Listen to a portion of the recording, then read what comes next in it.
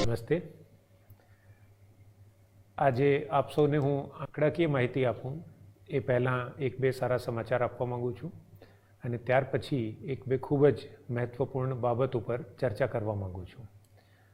આપ સૌને ખ્યાલ છે એ પ્રમાણે 2 દિવસ પહેલાં મેં જણાવ્યું હતું કે 17મી માર્ચના રોજ અમદાવાદ શહેરના પ્રથમ પેશન્ટ હોસ્પિટલમાં એસવીપી હોસ્પિટલમાં એડમિટ થયા હતા અને એમનો કેસ જરૂરિયાત કરતાં લાંબા સમય સુધી એમને હોસ્પિટલમાં રહેવું પડ્યું. નિયોમી શાહ નામની એક મહિલા એમને અસ્થમા હોવાથી ખૂબ જ વધારે સમય એમને સારવારમાંથી ફ્રી થઈને ડિસ્ચાર્જ થવામાં લાગ્યું.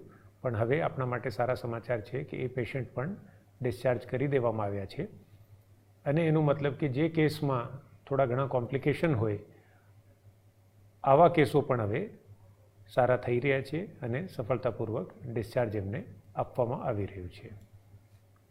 બીજો એક આપણા માટે ખૂબ જ એક મહત્ત્વપૂર્ણ બાબત છે કે 3 દિવસ પહેલાં આપણે પ્લાઝમા થેરેપી એની શરૂઆત કરવાનો નિર્ણય કર્યો હતું અને એના માટે રાજ્ય સરકારની મદદ લઈને આપણે કેન્દ્ર સરકારમાં ICMRમાં પ્રપોઝલ મોકલી હતી અને પછી માનનીય મુખ્યમંત્રીશ્રીની દરમિયાનગીરીથી તાત્કાલિક માનનીય મુખ્યમંત્રીશ્રી દ્વારા ભારત સરકારમાં આરોગ્ય મંત્રીશ્રી સાથે વાતચીત કરવામાં આવી અને તાત્કાલિક અસરથી જે પ્રપોઝલ હતી એને મંજૂરી મળી અને પછી ગઈકાલે જે ડોનર હોય પ્લાઝમા આપવા માટેનું, એટલે પ્લાઝમા થેરેપી એક એવું પ્રયાસ છે કે જે લોકો કોરોનાથી પીડાયા હતા અને ત્યાર પછી સફળતાપૂર્વક કોરોનાને માત આપી દીધી, એટલે એમના શરીરમાં રોગ પ્રતિરક્ષક શક્તિ ઊભી થઈ, એન્ટીબોડીઝ એમાં ઊભા થયા અને ત્યાર પછી એમને ડિસ્ચાર્જ થયા પછી 14 દિવસ પૂરા થઈ ગયા હોય પછી એમના પાસેથી આપણે પ્લાઝમાનું ડોનેશન લઈએ છીએ અને આ ડોનેશનથી જે બીજા દર્દીઓ સારવાર હેઠળ હોય આવા દર્દીઓને આપણે પ્લાઝમાનો ઉપયોગ કરીને એમના શરીરમાં પ્લાઝમા ચડાવવાથી જે વાયરસ છે એમની સામે લડી શકાય કે કેમ, આ એક શોધનો વિષય છે અને આ શોધ કાર્ય કરવા માટે મંજૂરી મળી ગઈ છે. ગઈકાલે ડોનર પણ નક્કી કરવામાં આવ્યા છે. સ્મૃતિ ઠક્કર નામની એક મહિલા છે, એમના પરિવાર સાથે મારી વાત થઈ અઠવાડિયા પહેલાં, જ્યારે એમને ડિસ્ચાર્જ પહેલાં કરવામાં આવ્યું હતું 10 દિવસ પહેલાં, ત્યારે જ વાત થઈ હતી અને એમને અને એમના પરિવારને અમદાવાદના તમામ નાગરિકો વતી હું ધન્યવાદ આપવા માગું છું. એસવીપી ખાતેથી સારવાર લીધા પછી એ લોકો ખૂબ જ સંતુષ્ટ હતા અને એમને સામેથી પણ આવી એક ઈચ્છા વ્યક્ત કરી હતી કે કોઈ પણ બાબતમાં એમનો સાથ સહકાર જોઈએ તો એ લોકો આપવા તૈયાર છે. આખો પરિવાર જે છે એ ખૂબ જ સંવેદનશીલ પરિવાર છે અને એમને સમાજ માટે કંઈક કરવા માટેની જે તૈયારી બતાવી છે, મારું માનવું છે કે આવનાર સમયમાં જેટલા પણ દર્દીઓ ડિસ્ચાર્જ થશે, સફળતાપૂર્વક રિકવરી કરી લેશે, એ બધા જ લોકો આવા પ્રકારના એક કે બીજી રીતે સમાજમાં મદદરૂપ થવા માટે સહાયરૂપ થશે એવું હું સ્પષ્ટપણે માનું છું. એમનો ડોનેશન પણ કાલે સિવિલ હોસ્પિટલ ખાતે એમનો પ્લાઝમા લેવામાં આવ્યું છે અને અત્યારે બધી પ્રક્રિયાઓ કરવામાં આવી રહી છે અને આજે જ પ્લાઝમા થેરેપીની શરૂઆત આપણા શહેરમાં થઈ જાય એ પ્રકારની રાજ્ય સરકારના માર્ગદર્શનથી તમામ તૈયારીઓ કરી લેવામાં આવી છે. હવે આગળ આજે મારે એક બહુ મહત્ત્વપૂર્ણ વાત આપણે કરવાની છે. ગઈકાલે આપણા શહેરમાં ખૂબ મોટી સંખ્યામાં કેસો નોંધાયા. અમુક વર્તમાનપત્રોમાં પણ ખૂબ સારી રીતે આ માહિતી આપવામાં આવી છે કે ચિંતાજનક રીતે કેસોમાં વધારો થયો છે અને ઘણા લોકોએ મારો સંપર્ક કરીને પૂછવાનો પ્રયાસ કર્યો છે કે આપણા શહેરમાં આટલા બધા કેસો કેમ નોંધાઈ રહ્યા છે. તો આ અંગે હું સ્પષ્ટતા કરવા માગું છું કે આપણા શહેરમાં એક તો જે વસ્તી છે આપણા શહેરની એ પણ મોટી છે. સામાન્ય શહેરો જે હોય 5-10 લાખના, એના કરતાં આપણું શહેર 80 લાખની વસ્તી ધરાવતો શહેર છે. બીજો ચેલેન્જ હતો કે બહારથી આવનાર વ્યક્તિઓ, બહારથી લગભગ 6000 વ્યક્તિઓ આપણા શહેરમાં આવી હતી, એટલે આ જે બીજો રિસ્ક ફેક્ટર હતો એ પણ મોટો હતો. ત્રીજો ફેક્ટર આપણા શહેરને જે નડે છે કે જે બીજા શહેરોમાં અમુક લોકો, ખાસ કરીને દિલ્હી, મુંબઈ અને ઇન્દોર જે સંક્રમિત શહેરો હતા, ત્યાંથી પણ આપણા શહેરમાં ઘણા બધા લોકો જઈને આવ્યા, એ લોકો પણ ચેપને લઈને આવ્યા છે. ચોથો જે રિસ્ક ફેક્ટર છે કે આપણે ત્યાં વસ્તી, ખાસ કરીને કોટ વિસ્તારમાં, પૂર્વના પટ્ટામાં ખૂબ જ ગીચ વસ્તી ધરાવતા વિસ્તારો છે. આ 4 રિસ્ક ફેક્ટર હોવાથી સામાન્ય રીતે આપણા શહેરમાં અન્ય કોઈ પણ શહેર કરતાં કેસો વધારે હોય એ સ્વાભાવિક છે. પરંતુ આ બધી જ બાબતો કરતાં જે વધુ મહત્ત્વપૂર્ણ બાબત છે કે આપણે ત્યાં વધુ કેસો નોંધાવાનું મુખ્ય કારણ છે આપણી જે સ્ટ્રેટેજી જે છે જેમાં આપણે કેસોને સામેથી શોધી રહ્યા છીએ. એટલે અત્યાર સુધીના જે ટોટલ આપણે ત્યાં કેસો નોંધાયા છે એમાંથી 70% વધુ કેસીસ આપણે સામેથી શોધીને કેસોને પકડી પાડ્યા છે. કેસ શહેરમાં જેટલા પણ હોય એ વહેલા મોડું ધ્યાન ઉપર આવવાનો જ છે, પણ એક વ્યક્તિને કોરોના હોય અને એ વ્યક્તિને જો સામેથી શોધવામાં નહીં આવશે તો એ વ્યક્તિ 10, 12, 15 દિવસ સુધી શહેરમાં ફરતો રહેશે, બીજા ઘણા બધા લોકોને ચેપ લગાડશે અને ત્યાર પછી જ્યારે એની તબિયત ખૂબ જ બગડી જાય ત્યારે એ વ્યક્તિ હોસ્પિટલ ઉપર આવતી હોય છે અને હોસ્પિટલ ઉપર એનું સેમ્પલ લઈને એમને સારવાર આપવામાં આવતી હોય. આવી પદ્ધતિને આપણે પેસિવ સર્વેલન્સ ગણાય છે કે એમાં દર્દી જે છે એની પરિસ્થિતિ જ્યારે ગંભીર થઈ જાય, જ્યારે એને સેંકડો લોકોને ચેપ લગાડી દીધું હોય અને તબિયત બગડી ગઈ હોય ત્યારે એ વ્યક્તિ દવાખાને આવતી હોય છે અને ત્યાર પછી એનું સેમ્પલ લેવાતું હોય છે. બીજી જે પદ્ધતિ છે જે આજે અત્યારે આપણે અમદાવાદમાં જેના ઉપર ખૂબ જ ભાર મૂક્યો છે અને આરોગ્ય વર્કર્સ ખૂબ જ મહેનત કરીને સારી રીતે કેસો શોધી રહ્યા છે, એને આપણે પ્રોએક્ટિવ ઇન્ટેન્સિવ સર્વેલન્સ કીધું છે. એટલે એમાં સામે ચાલીને આપણી ટીમો જાય છે, ઘરે ઘરે ફરે છે, દરેક મોહલ્લા, શેરી, પોળ, ઝૂંપડપટ્ટી, ખાસ કરીને જે હોટસ્પોટ વિસ્તાર છે જ્યાં કેસો આવેલા છે, ક્લસ્ટર ક્વોરન્ટાઇન કરેલા છે, આ બધા વિસ્તારોમાં બધી જ વ્યક્તિઓને જઈને હેલ્થ ચેકઅપ કરાતી હોય છે, સ્ક્રીનિંગ કરાતું હોય છે અને જેને શંકાસ્પદ કેસો જણાય એનું આપણે સેમ્પલ લેતા હોય છે.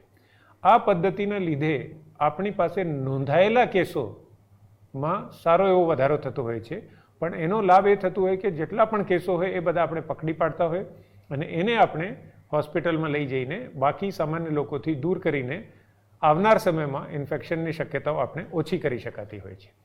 એટલે કોઈ પણ શહેરમાં કેટલા કેસો આવી રહ્યા છે એ શહેરના રિસ્ક ફેક્ટર્સ, સર્વેલન્સ સ્ટ્રેટેજી અને ટેસ્ટિંગ અપ્રોચ, આ 3 બાબત ઉપર નિર્ભર થતા હોય છે.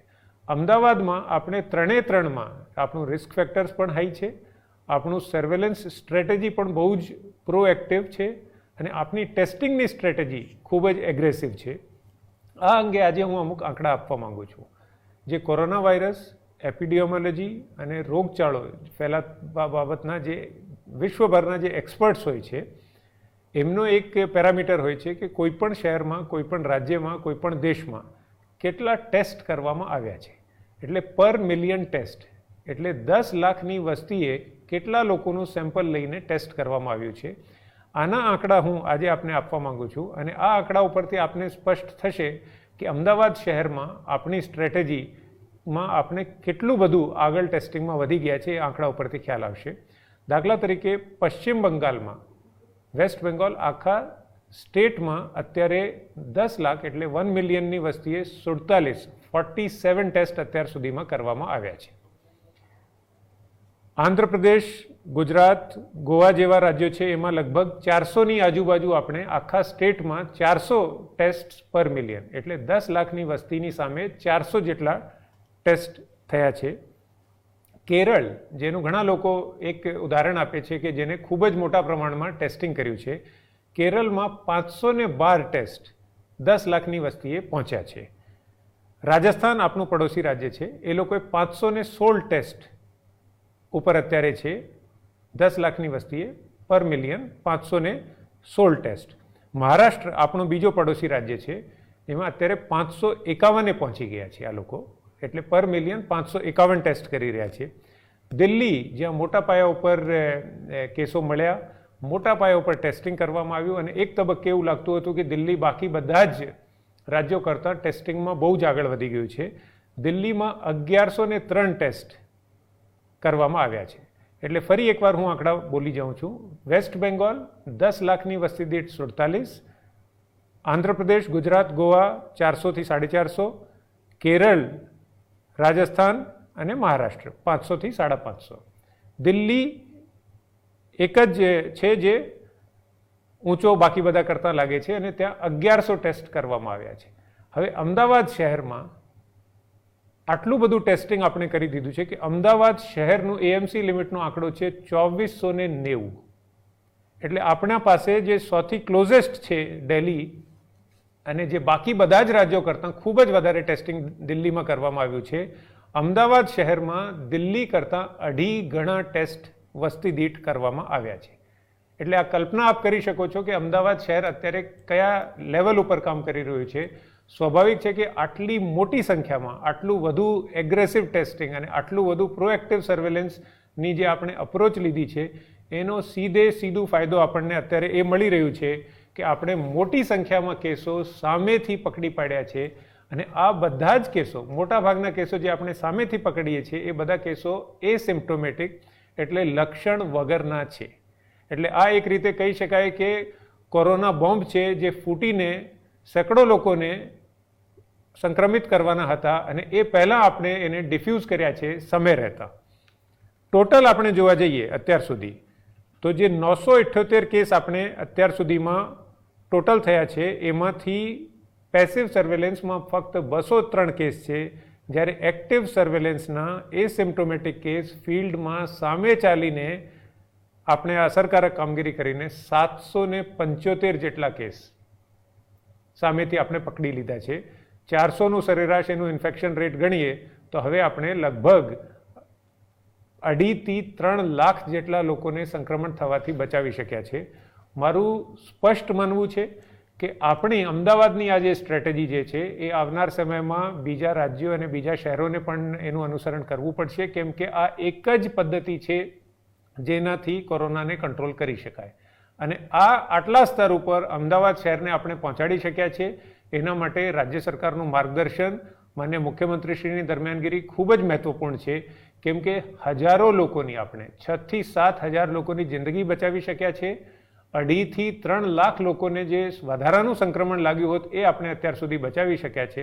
અને મારું દ્રઢ મંતવ્ય છે કે આ એગ્રેસિવ અપ્રોચના લીધે 3જી મે જ્યારે લોકડાઉન પૂર્ણ થશે ત્યારે દરેક શહેરમાં, દરેક જિલ્લામાં, દેશના દરેક રાજ્યમાં લોકડાઉન જ્યારે પૂર્ણ થાય છે ત્યારે કેટલા એક્ટિવ ચેપગ્રસ્ત કેસો સામાન્ય જનતામાં ફરી રહ્યા છે એના ઉપરથી ફરી ઇન્ફેક્શન રેટ વધશે. એટલે 3જી મે સુધીનું જે સમય છે એ દરમિયાન આપણે ખૂબ જ એગ્રેસિવ અપ્રોચ રાખીને સામેથી એક કેસ શોધીને આપણે સામાન્ય પ્રજામાંથી એને જુદા કરી દેવાના છે, જેથી કરીને 3જી મે એક્ટિવ ઇન્ફેક્શિયસ કેસીસ પોપ્યુલેશનમાં, સામાન્ય જનતામાં ઓછામાં ઓછા હોય, જેથી કરીને સંક્રમણનો રેટ જ્યારે લોકડાઉન ખુલશે ત્યારે ફરી જે વધારો થવાની શક્યતા હોય એમાં આપણે ઘટાડો કરી શકાય. હાલના તબક્કે છેલ્લા 2-3 દિવસમાં ખૂબ જ વધુ કેસ આવી રહ્યા છે. એકાદ દિવસ વધુમાં વધુ આવા કેસ આવશે, કેમ કે લગભગ હવે કોટ વિસ્તાર અને બહેરામપુરા, દાણી લીમડાના હોટસ્પોટ વિસ્તાર 90% ઓલમોસ્ટ કવર થઈ ગયા છે. બધા જ લોકોના સેમ્પલ ત્યાં જેટલા પણ શંકાસ્પદ કેસો હતા એના લઈ લેવામાં આવ્યા છે.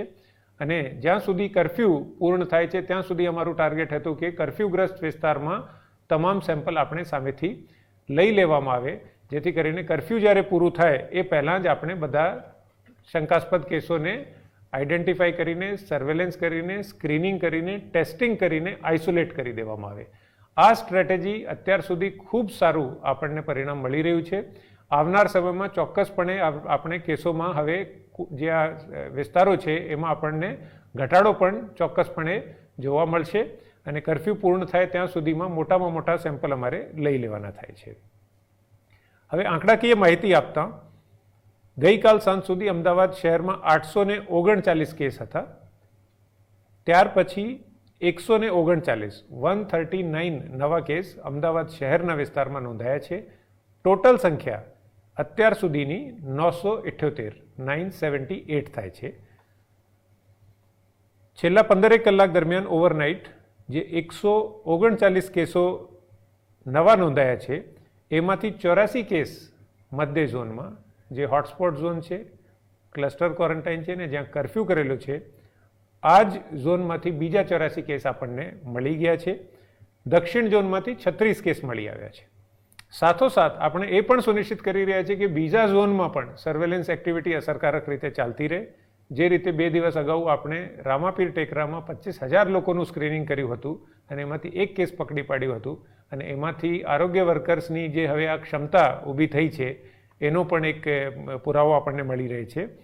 એ જ રીતે હવે બીજા ઝોનમાંથી પણ કેસો શોધવાની કામગીરી ચાલે છે. એમાં ઉત્તર ઝોનમાં 8 કેસ મળ્યા છે, દક્ષિણ પશ્ચિમ ઝોનમાં 2 કેસ મળ્યા છે, પશ્ચિમ ઝોનમાં 3, ઉત્તર પશ્ચિમ ઝોનમાં 2 અને પૂર્વ ઝોનમાં 4. એકંદરે આપ ફરી જોઈ શકો છો કે લગભગ 120 જેટલા કેસ આપણને ફક્ત હોટસ્પોટ એરિયાઝમાંથી મળી આવ્યા છે. 139 કેસમાંથી ફક્ત 15 કેસ એવા છે કે જેમને સિમ્પટમ હતા, કે જેમને લક્ષણ હતા, કે જે ફક્ત આપણે ગાઈડલાઈન પ્રમાણે કામગીરી કરી હોત તો ફક્ત આપણને આ 15 કેસ જ મળે. પરંતુ અમદાવાદ શહેરમાં આપણે જે વધારાની કામગીરી યુદ્ધના ધોરણે કરી રહ્યા છીએ એના લીધે આપણને બીજા 124 કેસ એવા મળી આવેલા છે જેમાં કોઈ પણ જાતના લક્ષણ નથી. એ લોકો કોઈ પણ હોસ્પિટલમાં જવાના નહોતા, એમને કોઈ પણ માંદગી નથી, ટોટલી એસિમ્પ્ટોમેટિક કેસીસ છે. પરંતુ એને સામાન્ય રીતે આવા કેસો રડારની નીચે જ રહે, પકડાય જ નહીં. બટ આપણી જે એગ્રેસિવ ટેસ્ટિંગની અને ઇન્ટેન્સિવ સર્વેલન્સની ટાર્ગેટેડ જે અપ્રોચ જે ચાલી રહ્યું છે અત્યારે, એના લીધે આપણે આ વધારાના 124 કેસને પણ પકડવામાં સફળ રહ્યા છીએ. મૃત્યુમાં છેલ્લા 12 કલાકમાં 4 મૃત્યુ નોંધાઈને ટોટલ મરણ હવે 29 થાય છે. મોટાભાગના આવતીકાલે હું આના અંગે વધુ ડિટેલ આપવાનો છું. લગભગ તમામ મૃત્યુ જે થઈ રહ્યા છે એ ઓલ્ડ એજ અને કોમોર્બિડિટી, જેમાં બીજા રોગના લક્ષણો છે, ખાસ કરીને હાઇપરટેન્શન, એક્સ્ટ્રીમ ડાયાબિટીઝ, આવા બધા કેસોમાં જ મૃત્યુ થઈ રહ્યું છે. ડિસ્ચાર્જમાં ગઈકાલના 3 નવા ડિસ્ચાર્જ, સિવિલ હોસ્પિટલમાંથી 2 અને એસવીપીમાંથી 1, 3 નવા ડિસ્ચાર્જ થઈને ટોટલ ડિસ્ચાર્જ હવે સિવિલ હોસ્પિટલમાંથી 7 અને એસવીપીમાંથી 23 થઈને 30 જેટલા દર્દીઓને ડિસ્ચાર્જ આપવામાં આવ્યું છે. દેખીતી રીતે ડિસ્ચાર્જની સંખ્યા જ્યારે વધશે ત્યારે આપણી પાસે પ્લાઝમા થેરેપીના ડોનર્સની પણ સંખ્યા આવનાર સમયમાં વધુ મળી રહેશે. એટલે પ્લાઝમા થેરેપી અંગેની જે રિસર્ચ છે એ જ્યારે ચાલુ થશે અને એમાં જો સારા પરિણામ મળશે તો આપણા શહેરને સૌ પ્રથમ અગ્રિમતાના ધોરણે આપણે શરૂઆત કરેલ હોવાથી અમદાવાદ શહેરમાં આનો લાભ પણ મળી રહેશે. લેબોરેટરી પરીક્ષણની વાત કરીએ, અત્યાર સુધી 1588 ટોટલ પેસિવ સર્વેલન્સમાં ટેસ્ટ કરવામાં આવ્યા છે, જ્યારે એક્ટિવ સર્વેલન્સમાં, જેની અત્યારે મેં સ્પષ્ટતા કરી, 12,439 ટેસ્ટ ફિલ્ડમાં ટીમો દ્વારા ફિલ્ડમાં સેમ્પલ લઈને કરવામાં આવ્યા છે. ખૂબ જટિલ પ્રક્રિયા છે, પણ ધીમે ધીમે એએમસીની જે મેડિકલ ટીમ્સ છે, સેમ્પલ કલેક્શન ટીમ્સ છે, સર્વેલન્સ ટીમ્સ છે, એ બધાનું હવે મોરાલ વધતું જાય છે. કેમ કે એ લોકોને સ્પષ્ટપણે દેખાઈ રહ્યું છે કે આ લોકો ગીચ વિસ્તારોમાં જઈને હજારોની વસ્તીમાંથી એકાદ કેસ હોય એને પણ શોધી લાવવામાં સફળતાપૂર્વક કામ અત્યારે કરી શકે છે. ચેકપોસ્ટની વાત કરીએ, કોરોના ચેકપોસ્ટ 13 જેટલા કરેલા છે. એમાં ગઈકાલે 10,078 જેટલા લોકોનું સ્ક્રીનિંગ કરવામાં આવ્યું, 9 જેટલા શંકાસ્પદ વ્યક્તિઓને રેફર કરવામાં આવ્યું. ગીચ વસ્તી ધરાવતા વિસ્તારમાં સર્વેની વિગતો જોઈએ તો 703 ટીમોએ ગઈકાલે કામ કર્યું, 94,254 જેટલા ઘરોનું સર્વે કર્યું, 4,03,105 જેટલી વસ્તીને આવરી લઈને એમનું સ્ક્રીનિંગ કરવામાં આવ્યું અને એમાંથી 1458 જેટલા સેમ્પલ લેવામાં આવ્યા. ક્વોરન્ટાઇન ફેસિલિટીની વાત કરીએ તો એમાં પણ આપણી સંખ્યામાં હવે નોંધપાત્ર વધારો થઈ રહ્યો છે. આજ રોજ 4143 એટલે 4143 4143 ટોટલ લોકો ક્વોરન્ટાઇન હેઠળ છે. એ પણ આપણી સ્ટ્રેટેજીનો ભાગરૂપ છે કે જે લોકો પોઝિટિવ જણાઈ આવે એમના સંપર્કમાં આવનાર બાકી તમામ લોકોનું આપણે ક્વોરન્ટાઇન કરી રહ્યા છીએ, જેથી કરીને એ લોકો પણ ઇન્ફેક્શનને કંટ્રોલ આપણે કરી શકીએ અને બીજા કોઈકને ચેપ નહીં लगाड़े. अभी जो प्रश्न आए हैं अलग अलग मीडिया के साथियों द्वारा, उनका मैं जवाब दूंगा. एक प्रश्न आया है कि बहरामपुरा में 70 केसेस पॉजिटिव आए हैं, उनके बारे में किस प्रकार से हमने अप्रोच लगाई है. तो मैं फिर से ये स्पष्ट करना चाहूँगा कि अहमदाबाद शहर में हमारी जो स्ट्रेटजी रही है वो रही है proactive intensive surveillance and aggressive testing, यानी ज़्यादा से ज़्यादा संख्या में सामने से जाकर केसों को ढूंढ निकालना, इससे पहले कि ये केस अनेक लोगों को, सैकड़ों लोगों को संक्रमित करें, उसके पहले ही समय रहते इन केसों को ढूंढ लेना और उनको बाकी सामान्य लोगों से अलग थलग कर देना, आइसोलेट कर देना. उसके बाद उनका टेस्टिंग करना. टेस्टिंग की जो बात है वो बहुत ही मैं महत्वपूर्ण बात बताना चाहता हूं कि अहमदाबाद शहर में जिस प्रकार की टेस्टिंग स्ट्रेटजी हमने अपनाई है उसमें हम अब बहुत आगे बढ़ गए हैं और इसके बहुत अच्छे परिणाम आने वाले समय में हमें मिलेंगे. जो एक पैरामीटर है पर मिलियन टेस्ट्स, यानी कोई भी शहर, राज्य, जिला या देश, उसमें 10 लाख की पॉपुलेशन पर कितने टेस्ट किए जा रहे हैं. तो इसमें कुछ राज्यों के जो मेरे पास डिटेल्स हैं उसमें वेस्ट बंगाल में 47 के आसपास टेस्ट्स पर मिलियन किए जा रहे हैं। आंध्र प्रदेश, गुजरात, गोवा वगैरह राज्यों में करीब स्टेट का एवरेज जो है 400 के आसपास बैठता है। तमिलनाडु में 450 टेस्ट किए गए हैं। केरल जो अब तक टेस्टिंग में काफ़ी अच्छा काम, सबसे आगे लीडरशिप पोजीशन में थे, उनके 512 टेस्ट बनते हैं। राजस्थान ने अभी तक पॉपुलेशन के हिसाब से 10 लाख की पॉपुलेशन पर 516 टेस्ट के आसपास काम कर रहे हैं। महाराष्ट्र 550 टेस्ट के आसपास है। दिल्ली, जिसमें सबसे ज़्यादा टेस्ट किए जाने की अब तक बात थी, दिल्ली में करीब, मेरे पास जो अभी तक जो सूचना उपलब्ध है उसके आधार पर 1100 के आसपास टेस्ट पर मिलियन किए गए हैं। इन सब की तुलना में अहमदाबाद शहर में अब हम लोग करीब 2500 टेस्ट पर मिलियन, यानी जो क्लोजेस्ट सिटी है दिल्ली, उसके कंपैरिजन में हम लोग करीब 2.5 गुना ज़्यादा काम कर रहे हैं। 14,000 टेस्ट अब तक अहमदाबाद सिटी में किए जा चुके हैं। हफ्ते भर पहले ये संख्या कुछ 1000 से भी कम थी, परंतु अब जो हमारी स्ट्रेटजी है उसमें जो इलाके में केसेस आ रहे हैं उस इलाके के आसपास के क्लस्टर्स को बहुत ही ज़्यादा छान कर उसमें से सारे केस ढूंढे जा रहे हैं। इस स्ट्रेटजी के कारण हम जो है आने वाले समय में संक्रमण जो है उसको रोकने में सफल होंगे, ऐसा मेरा पूरा विश्वास है। खास करके जो केस है वो जब ज़्यादा इन्फेक्शस हो जाता है, कॉम्प्लिकेट हो जाता है, फिर वो नॉर्मली अस्पताल आते हैं। पैसिव सर्वेलेंस यदि आप करेंगे तो जो पेशेंट्स आपके पास आएंगे वो अस्पताल में आने के पहले सैकड़ों लोगों को संक्रमित कर चुके होंगे। हमारी अप्रोच रही है, जो दुनिया भर में जो देशों ने काम किया है उन सब का अध्ययन करके, proactive intensive surveillance combined with aggressive testing, जिसमें फील्ड में हमारी टीम जाती हैं, घर पे सैंपल ले लेती हैं और बड़े पैमाने पर टीम्स को ट्रेन करके इस काम में लगाया गया है। इस कारण बहुत ही बड़ी संख्या में हम लोग जो केसेस हैं उसको 750 के आसपास के केस, 775 केस, यानी अब तक के लगभग जो केस हैं उसमें से 80% केस जो हैं हमारे, यदि हमने ये स्ट्रेटजी नहीं अपनाई हो तो अभी तक अहमदाबाद में सिर्फ 150 केस पकड़े गए होते और बाकी केस अब तक लाखों लोगों को संक्रमित कर चुके होते। ये अप्रोच जो है ये आने वाले समय में हमारे शहर को बहुत लाभ पहुंचाएगी। इसके कारण लाखों लोगों को संक्रमित होने से बचा सकेंगे और हजारों लोगों का जीवन हम बचा सकेंगे, ऐसा हमारा मानना है।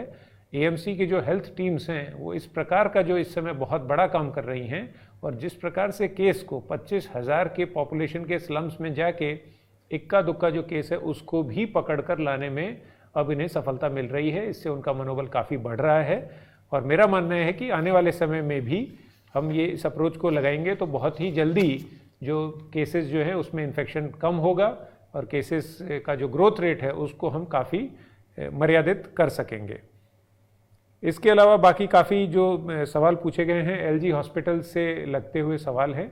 एलजी हॉस्पिटल में अब तक जो दूसरे मरीज आते थे, अन्य रोगों जे मरीज आता था, એ બધા લોકો ઓર્થોપેડિકને કોઈ હોય એમના લીધે 2 કે 3 મરીજ આવા આવ્યા હોય, એના લીધે 10 જેટલા લોકોને, ડૉક્ટર્સને, પેરામેડિકલ સ્ટાફને ઇન્ફેક્શન થયું છે। જેટલા લોકોને પોઝિટિવ આવ્યું એ બધાને ટ્રીટમેન્ટ માટે હોસ્પિટલ મોકલી દેવાયા છે। જેટલા લોકો એના કોન્ટેક્ટમાં હતા બીજા બધા ડૉક્ટર, એમને ક્વોરન્ટાઇન કરી દેવામાં આવ્યા છે અને જે કોરોના સિવાયના સામાન્ય દર્દીઓને પણ ટ્રીટ કરતા હોય એવા બધા લોકોને પણ વધુ સાવચેતી રાખવા માટે સૂચના આપી દેવામાં આવી છે અને પરિસ્થિતિ અત્યારે નિયંત્રણમાં છે। એકંદરે છેલ્લે હું ફરી આ જ વાત કરવા માંગુ છું કે આપણા ત્યાં વધુ કેસ આવી રહ્યા છે એના લીધે કોઈએ ગભરાવાની જરૂર નથી।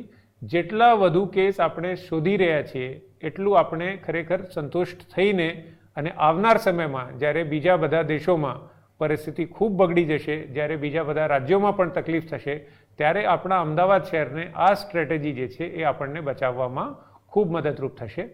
બીજા કોઈએ નાગરિક ગમે તેટલા કેસ આવે બિલકુલ ચિંતા નહીં કરવાની, કેમ કે આ બધા કેસ સ્વમેળે નથી આવી રહ્યા। આ બધા કેસ આપણે જઈને સામેથી શોધી લાવીએ છીએ અને જેટલા કેસ વધુ શોધીને લાવશું એટલું સંક્રમણને આવનાર સમયમાં નિયંત્રિત કરવામાં મદદરૂપ થઈ શકશું।